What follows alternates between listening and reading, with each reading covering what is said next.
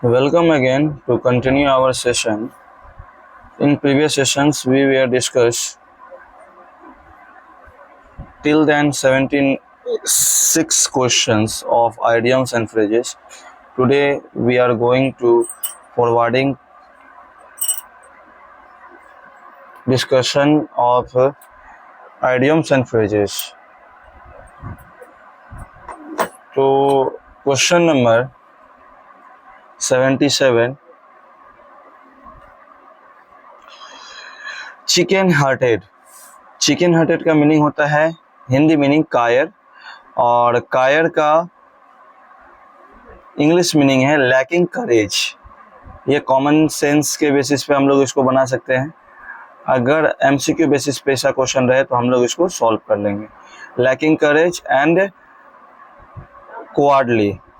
Next है 78. Cock and bull story. मनगढ़ंत कहानी, अपने मन से कहानी बनाना और किसी को सुनाना. तो Coke and the bull story होता है, जिसका होता है ए कनकोटेड स्टोरी. ठीक है. नेक्स्ट है क्रोकोडाइल टीयर्स. बचपन से ही पढ़ते आ रहे हैं. क्रोकोडाइल मतलब झूठी आंसू. Crocodile tears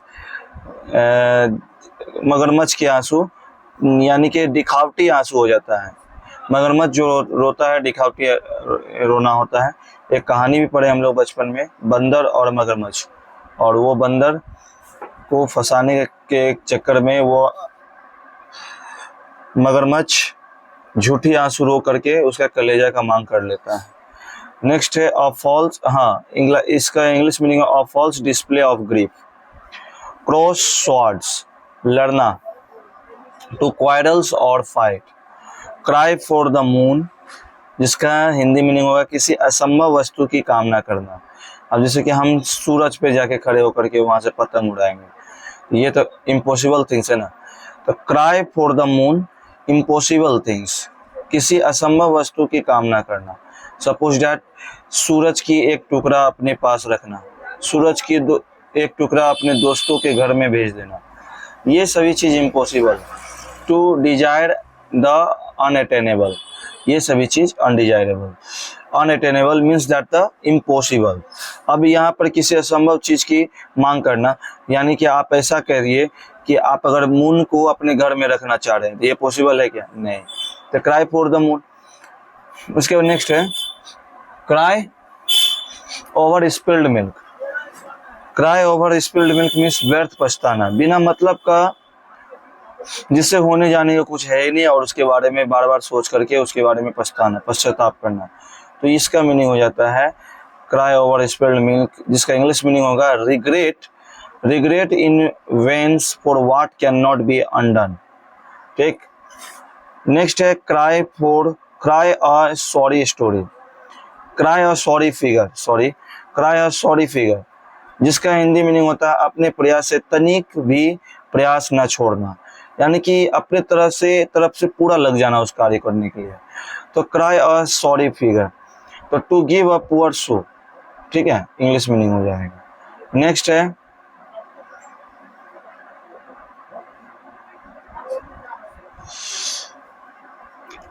cut both ways. लाभ और हानि एक ही समय में. ठीक है, लाभ और हानि एक ही समय में. To have both good and bad effects at the same time. Cut no ice, कोई असर नहीं डालना, कोई असर नहीं डालना. To fail to make an impression, कोई असर डालाता ही नहीं उस पर. To fail to make an impression. Next है cut one's coat according to one cloth. अपनी आय के अनुसार व्यय करना, अपने आय के अनुसार जो खर्च करता है उसे कहते हैं cut one's coat according to one cloths, जिसका इंग्लिश मीनिंग हो जाएगा to live within one's means. Next है dance to one's tune. Dance to one's tune मतलब होता है हुक्म का पालन करना, यानी कि गुलाम हो जाना. तो इसका इंग्लिश मीनिंग है ओबेइंग वंस ऑर्डर, जो कह रहा है मालिक उसको सुनना. तो डांस टू वंस टून हो जाएगा, बोलते किसी के इशारों पे नाचना. डार्क हाउस, जो अप्रत्याशित रूप से जीत जाए, अप्रत्याशित रूप से जीत जाए, उसे कहते हैं डार्क हाउस, जिसका इंग्लिश मीनिंग हो जाएगा one who wins unexpectedly, unexpectedly. Next है डेड लेटर। डेड लेटर कानून जो कभी लागू था लेकिन अब लागू नहीं है, जो चिट्ठी गंतव्य तक ना पहुंच पाए। मीन्स दैट जो कानून लागू था अब वो, लेकिन अब लागू नहीं है। पहले इस चीज का मान था, अब नहीं है। लेकिन जो चिट्ठी गंतव्य तक ना पहुंचे, इसका इंग्लिश में हो जाए अ लॉ और ordinance that is no longer enforced and undelivered pieces of mail.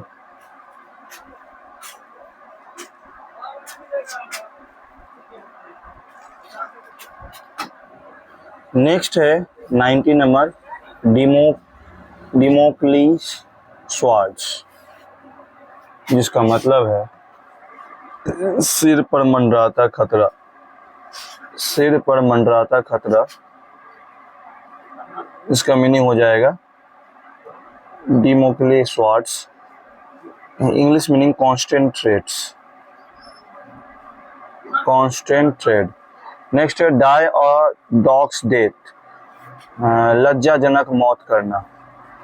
Die और डॉग्स डेथ मीन्स दैट लज्जाजनक मौत मरना, to die a shameful death, ठीक है। डाई इन हार्नेस, अपने कार्यविधि के दौरान ही मृत्यु होना। कार्य कर रहा होता है और उसी समय उसका एक्सीडेंटली एक्सपायर हो जाता है। सपोज दैट कि हमारा देश के सोल्जर होते हैं तो वो बॉर्डर पे ही शहीद हो जाते हैं, तो उनको डाई इन हार्नेस कह सकते हैं। Die with while in service के दरमियान ही उनका मृत्यु हो जाता है।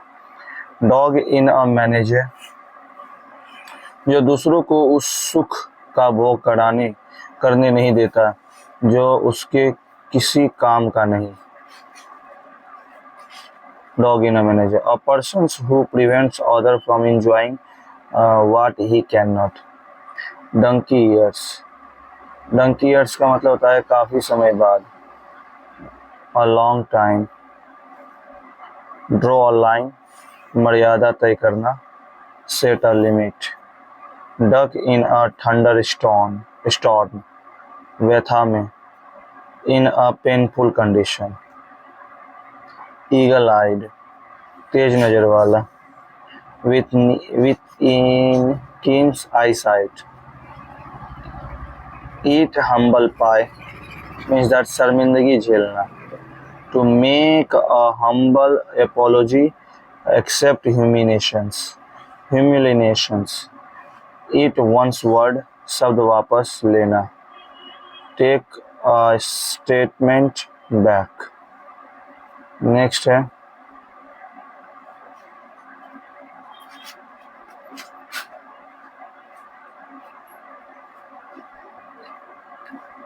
ईट हम्बल पाई, शर्मिंदगी झेलना।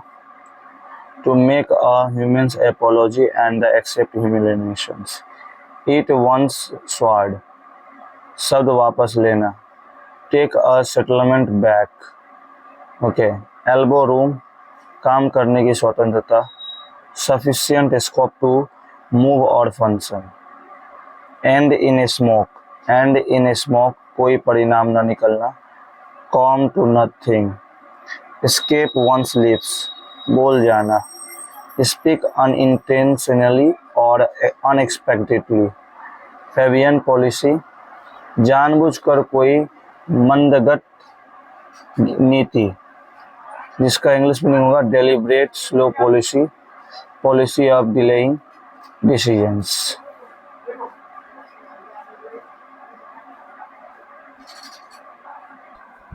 नेक्स्ट है fair and square, 104 number. Fair and square, निष्पक्ष, meaning of fair and square निष्पक्ष, in English in a honest way. Fair sex means that नारी जाति, Hindi meaning omen. Fair weather friend, सिर्फ सुख में साथ देने वाला मित्र। फेयर वेदर फ्रेंड, जो सुख में साथ देता है वो मित्र फेयर विथ फ्रेंड हो जाएगा। English, selfish friends who are with us only in the comfortable situation, ऐसा दोस्त रहे या ना रहे कोई मतलब ही नहीं निकलता है। फैंसी प्राइस, मुंह मांगी कीमत, इन हिंदी मुंह मांगी कीमत, in English at any cost at demanded price, किसी भी कीमत पर उसको चाहिए। मुंह मांगी कीमत मतलब कुछ भी दाम कह देता है। At any cost, at any demanded price, जो उसका इच्छा हुआ वो उसका रेट बोल दिया, उस पे उसको देना हो। नेक्स्ट है फीदर इन द कैप, अच्छी उपलब्धि, additional sources, additional success. Feather one's nest, अपने पद का लाभ। To enrich one self by taking, और इसका और मतलब समझे, अपने पद का लाभ उठाकर कमाई करना, भविष्य के लिए जुगाड़ करना। अपने पद यानी अपने पद का लाभ उठाकर कमाई करना, भविष्य के लिए जुगाड़ करना। यानी कि अभी अगर कोई बंदा गवर्नमेंट जॉब अगर अचीव करता है तो वो क्या करता है, अपने पद का लाभ उठा करके भविष्य के लिए अपने बारे में सोचता है। तो इसका एग्रीगेट मीनिंग हो जाता है इन इंग्लिश में, to enrich the one self by taking advantage of one's position. Next है फाइट से ऑफ, टालना, to attempt to avoid things और person. Fish in troubles water, विषम परिस्थितियों का लाभ उठाना।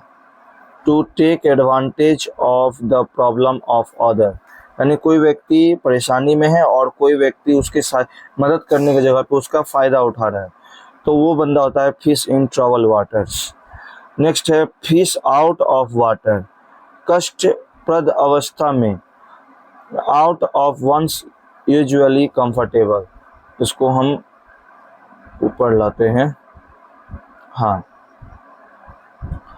तो फिश आउट ऑफ वाटर, कष्टप्रद अवस्था में, out of one usual and comfortable place.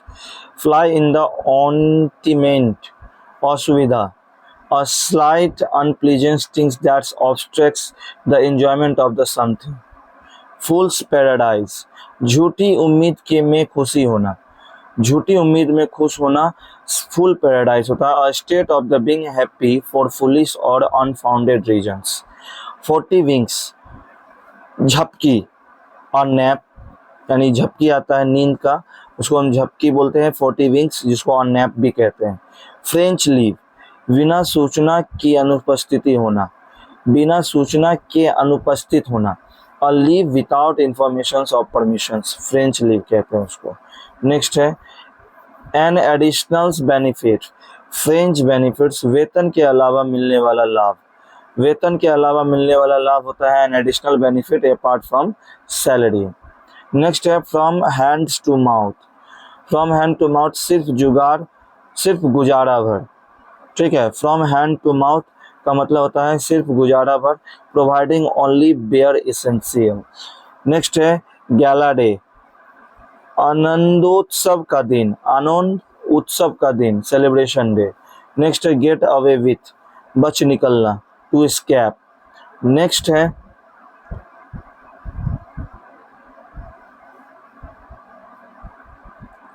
Gate down to, get down to, meaning of the get down to, कभी गंभीरता पूर्वक आराम करना, हाँ, काम गंभीरता पूर्वक और आराम करना।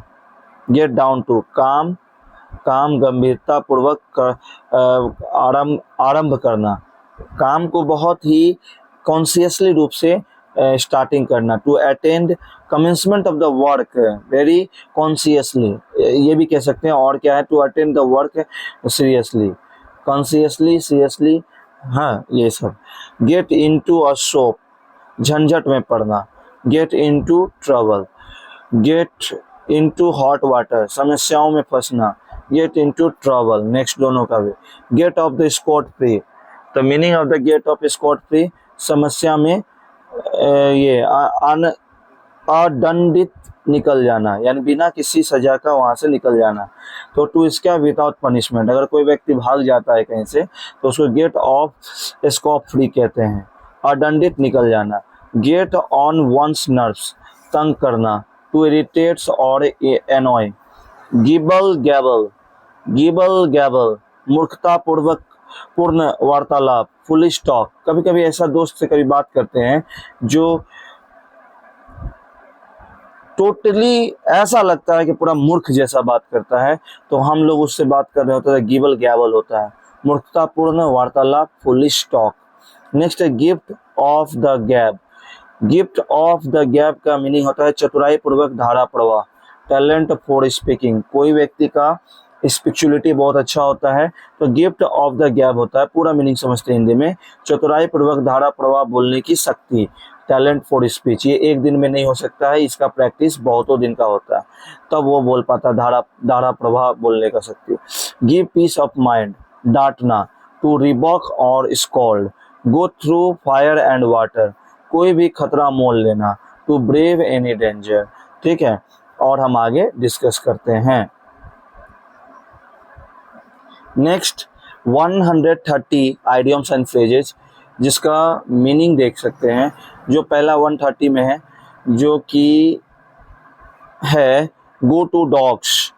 गो टू डॉग्स का मतलब होता है व्यर्थ होना, टू डिटोरियोरेट, डिटोरियोरेट या to degenerate.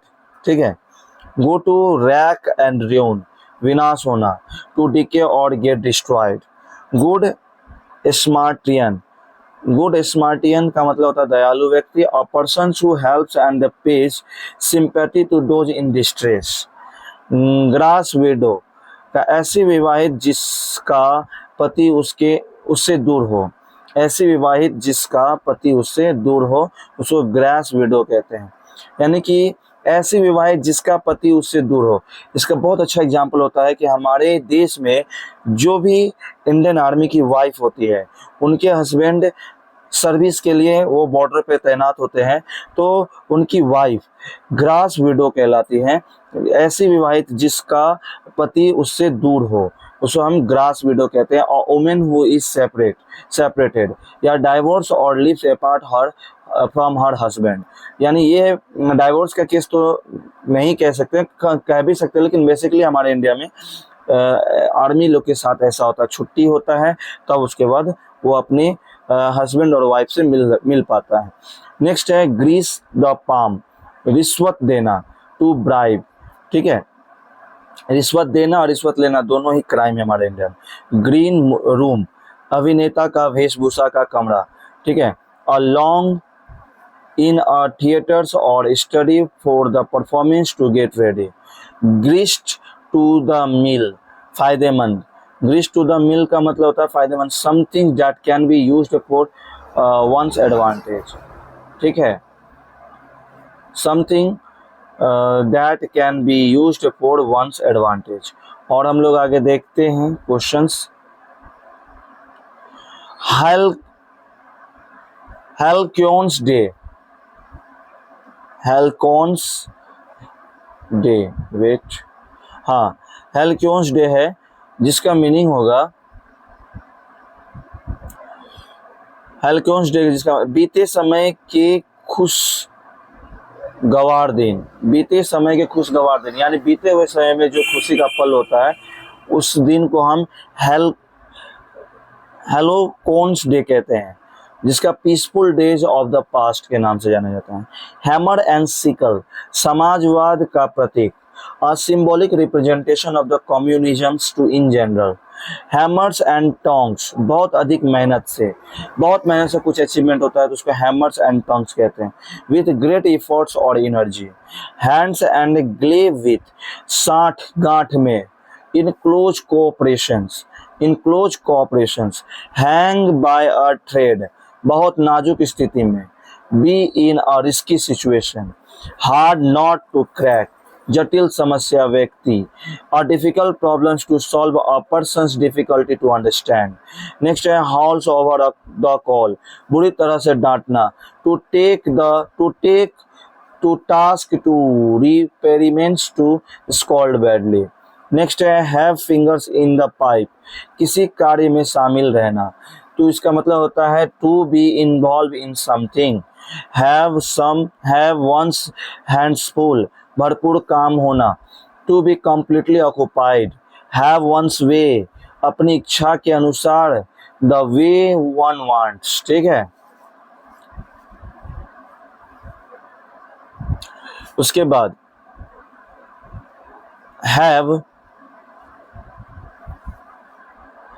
Have several irons in the fire, एक ही समस्या कई कार्य हाथ में आना, एक ही समय कई कार्य हाथ में आना। हाँ, ये भी होता है have several irons in the fire, कभी कभी ऐसा लगता है कि एक ही समय में बहुत सारा काम आ जाता है और खाली समय में कोई काम ही नहीं रहता। तो अगर एक ही समय में बहुत सारा काम आ जाए तो इसको कहते हैं have several irons in the fire, जिसका मीनिंग होगा इंग्लिश में to be involve in many projects और activity at the same time.